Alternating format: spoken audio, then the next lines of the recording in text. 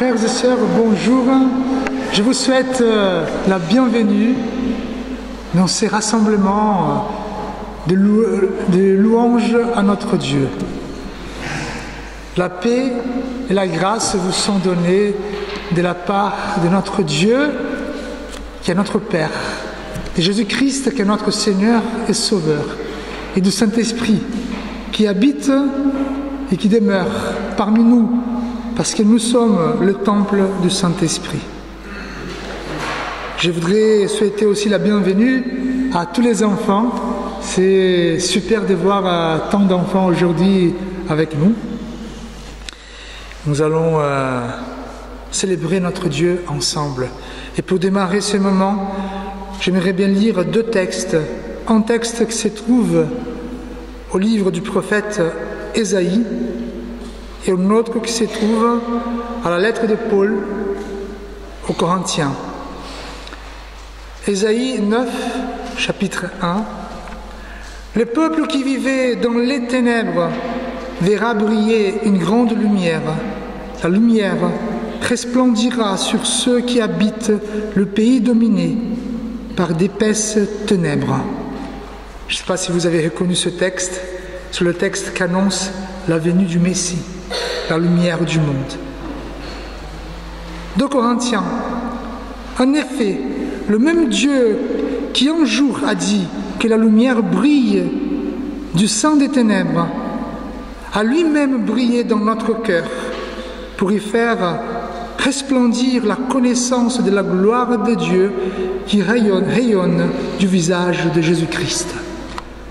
Frères et sœurs, nous sommes ici en présence de Dieu, en présence de la Trinité divine, pour louer le nom de notre Dieu éternel.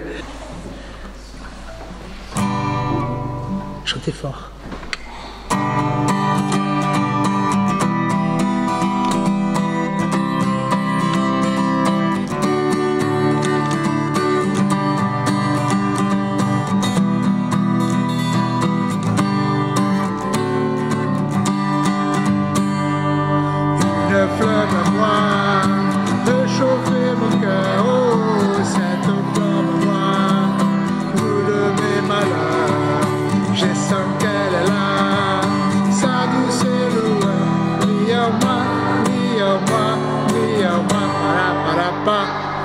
C'est une flamme d'amour qui m'éclaire dans la nuit. Et cette lumière d'amour vient illuminer ma vie. En attendant le matin, et cette lumière enfin vient briller en moi. Une flamme noire peut chauffer mon cœur. Oh, cette flamme noire brûle mes malheurs. Je sens qu'elle est là, sa douce lueur, brille en moi, brille en moi, brille en moi. Aujourd'hui, le texte est affiché. Voilà. Nous allons continuer notre méditation sur la lettre aux Éphésiens, mais aussi sur le texte précédent. Donc là, le dimanche d'avant, nous avons médité sur ce texte que nous allons lire aujourd'hui, mais aussi la première partie. Et maintenant, nous allons suivre dans notre réflexion. N'ayez donc aucune part avec eux. Autrefois, en effet, vous étiez ténèbres, et maintenant vous êtes lumière dans le Seigneur. Marchez comme des enfants de lumière. Car le fruit de la lumière consiste en toutes sortes de bonté, de justice et de vérité. Examinez ce qui est agréable au Seigneur. Et n'ayez rien de commun avec les œuvres stériles des ténèbres, mais plutôt dénoncez-les. Et en effet, ce que ces gens font en secret, il est honteux même d'en parler. Mais tout cela, une fois dénoncé, apparaît à la lumière, car tout ce qui apparaît est lumière. C'est pourquoi il est dit, réveille-toi, toi qui dors, lève-toi d'entre les morts, et le Christ resplendira sur toi. Voici la parole de Dieu. Prions.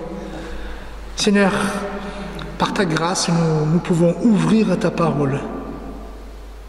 Et cette parole qui est un instrument pour le Saint-Esprit, nous voulons la comprendre. Chacun ici a besoin d'une interprétation, d'une interpellation, d'une exhortation. Mais Seigneur, parle-nous. Et Seigneur, moi en tant que prédicateur, empêche-moi de parler de moi-même. Mais fais grâce, Seigneur, afin que je puisse parler seulement ta volonté. Conduis-nous, Seigneur, dans ces temps où tu révèles ta parole à ton Église. Amen.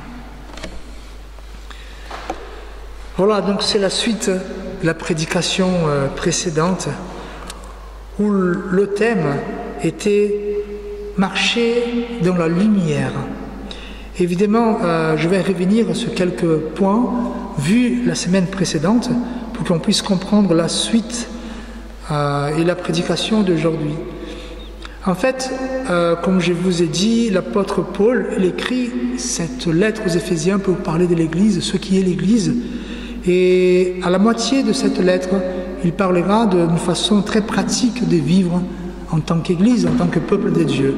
Et la première chose qu'il va dire, c'est que nous devons marcher dans l'unité, ensemble, parce que nous sommes un seul corps en Jésus-Christ.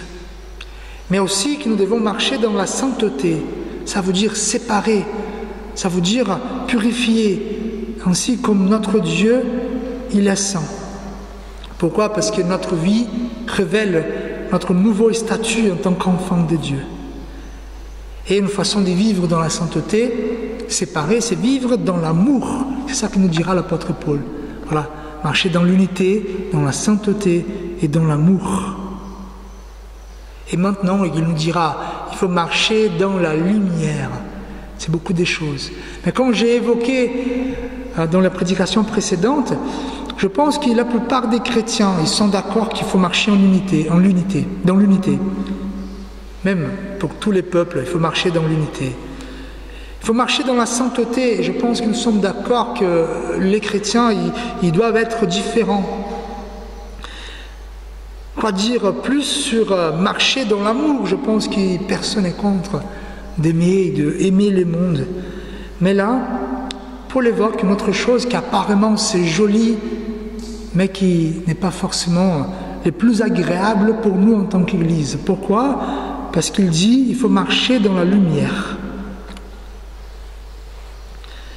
Et quand il dit cela, il va développer ce que ça veut dire marcher dans la lumière.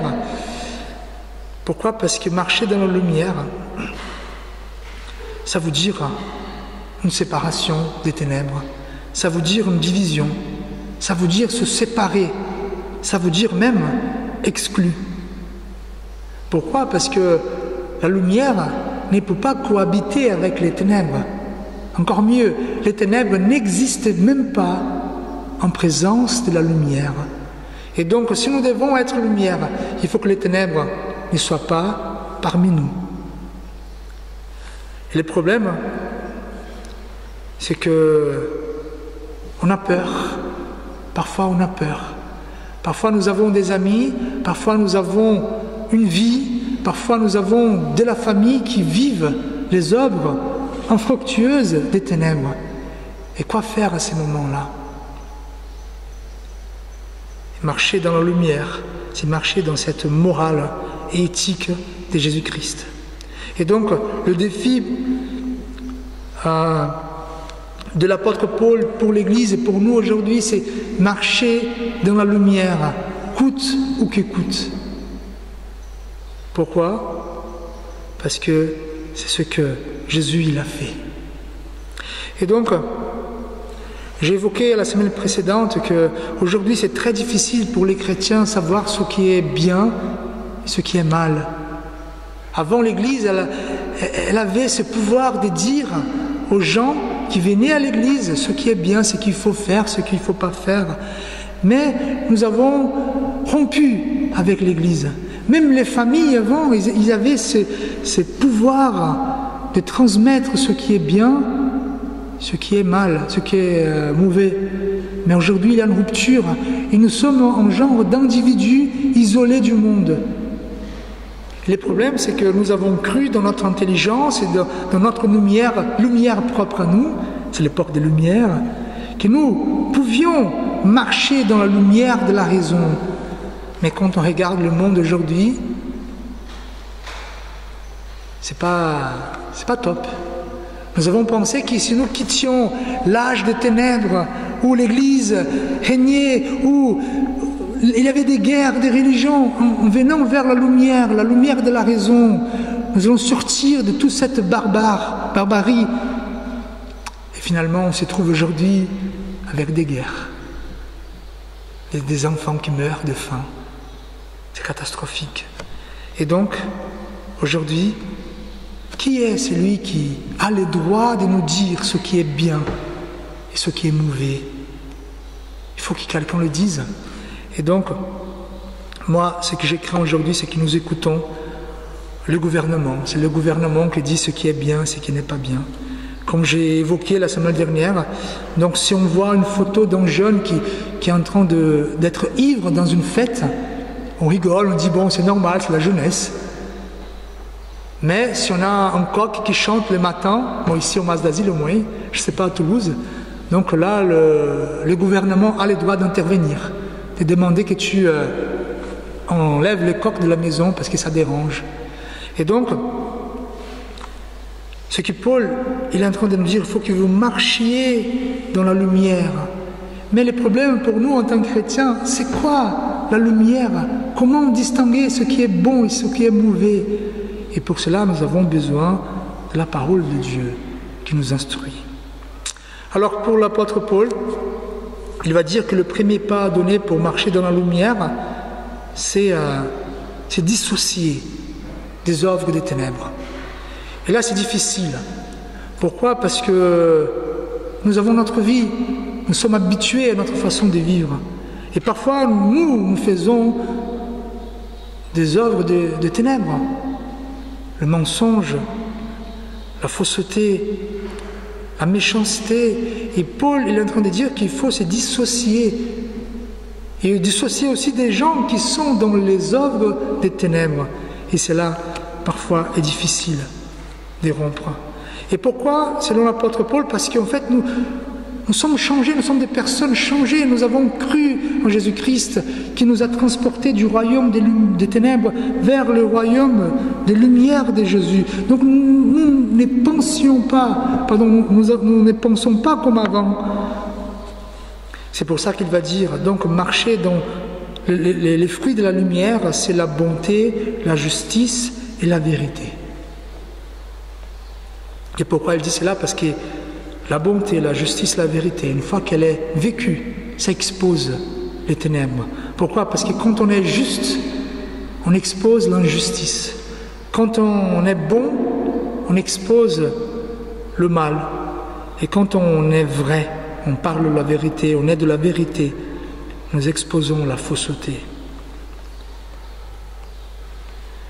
Et donc, maintenant, dans notre texte, nous allons continuer. Paul, il va dire que la lumière a un double rôle.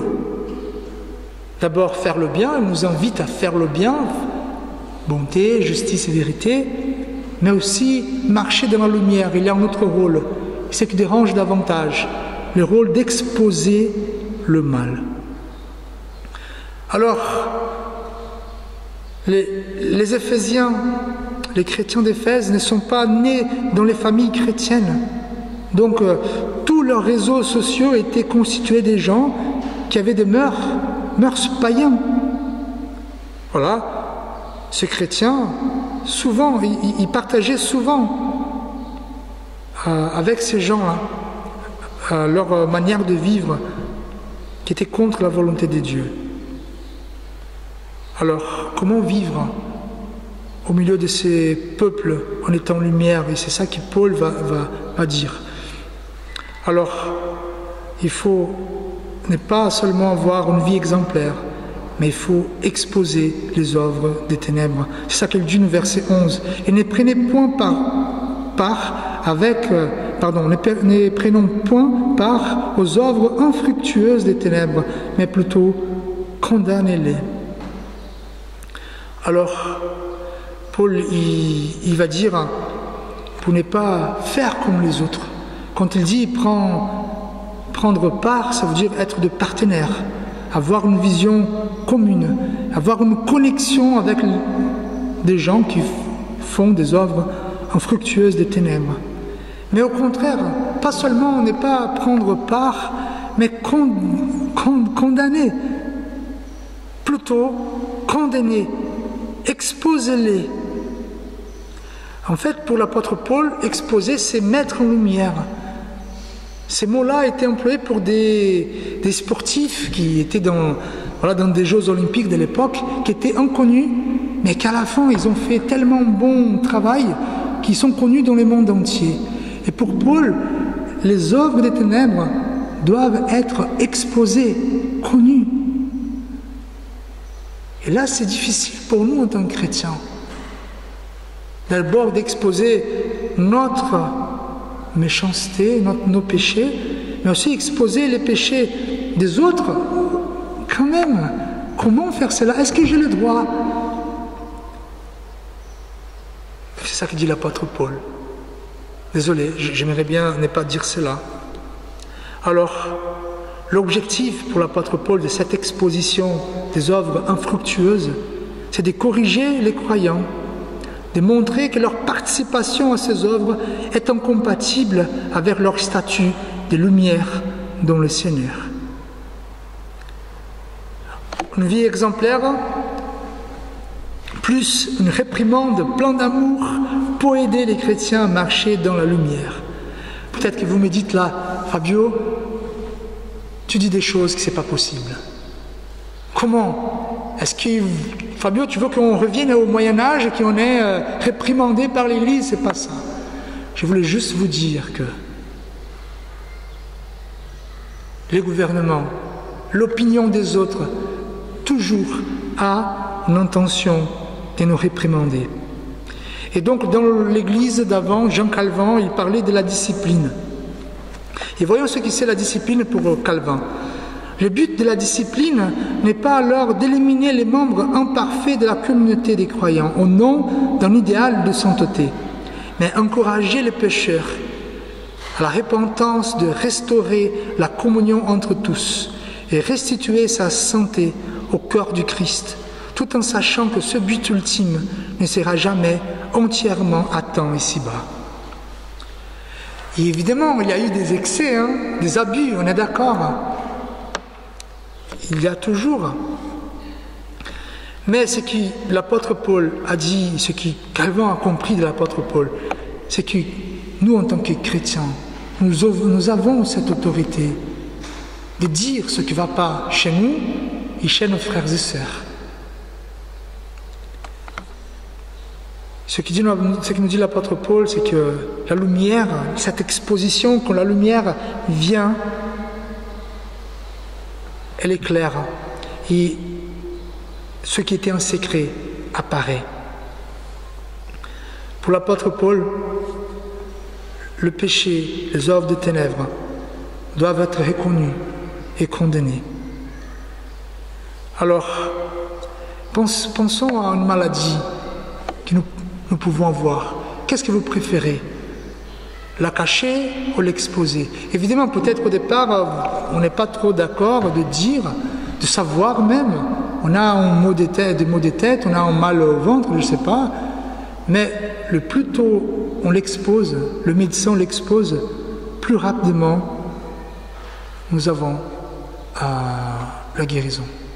Je vais vous raconter une histoire, c'est pas joli, mais ça me donne un exemple. Ça s'est passé dans une église. Je n'étais pas pasteur, j'étais membre à cette époque, c'était au Brésil. En fait, un jeune adulte qui était responsable des enfants, responsable des jeunesses. C'est quelqu'un que je connaissais et qui finalement avait des gestes un peu dangereux et étranges vers les enfants. Et tout le monde voyait à peu près. Mais l'Église a décidé de ne rien dire, ne pas se mêler à ces choses-là. Pourquoi? Parce qu'ils n'étaient pas certains si c'était quelque chose de difficile, c'était un genre de pédophilie, ils ne savaient pas. Des années se sont coulées en fait. Et après 10 ans, ce jeune homme, il s'est fait exposer, mais pas par l'Église, par la télé. Il s'est fait dénoncer, et la télévision est venue et a exposé ce jeune homme et toute l'Église. Donc le pasteur à l'époque, il savait, il connaissait, mais il n'a rien dit. Voilà, donc si ces jeunes hommes qui avaient des gestes étranges étaient réprimandés au départ par rapport à cette pédophilie auprès des enfants, peut-être lui, il serait guéri au départ. Peut-être que les enfants ne seraient pas, abusés. Peut-être l'Église serait préservée dans telle situation. Mais l'Église, le pasteur a décidé de cacher les œuvres infructueuses des ténèbres. Voilà. Et donc, Paul, en sachant de tout cela, de ce danger, il nous invite à exposer et à traiter et à pardonner. Marcher dans la lumière est d'abord la dissociation, la séparation des pratiques pécheresses pour marcher dans la lumière et pratiquer la bonté. Être juste, vivre en vérité et pratiquer la bonté. Tout cela en présence de Dieu, de sa parole et de l'Esprit Saint. Ensuite, marcher dans la lumière et rendre visibles les œuvres des ténèbres par la lumière, afin de guérir, purifier le peuple de Dieu. Et maintenant, l'apôtre Paul, il va finir son texte avec une invitation. Réveille-toi, toi qui dors, réveille-toi d'entre les morts, et Christ t'éclairera. Et là, Paul, il nous invite à une décision, prendre une décision. Ces mots-là, selon les biblistes, c'était un chant qui était chanté pour le baptême des gens, le baptême de ceux qui venaient de renaître en Christ. Réveille-toi qui dors, réveille-toi d'entre les morts. Et donc Paul utilise ces chants connus pour dire, frères et sœurs, il ne faut pas rester dans les ténèbres. Réveillez-vous pendant que vous avez le temps de régler les choses. Et donc, je transmets ce que nous dit l'apôtre Paul. Est-ce que nous devons nous réveiller? Est-ce que tout va bien? Oh, cet appel de l'apôtre Paul, c'est pour nous. Réveille-toi, toi qui dors, réveille-toi d'entre les morts, et Christ t'éclairera. Je vous invite à la prière. Seigneur notre Dieu,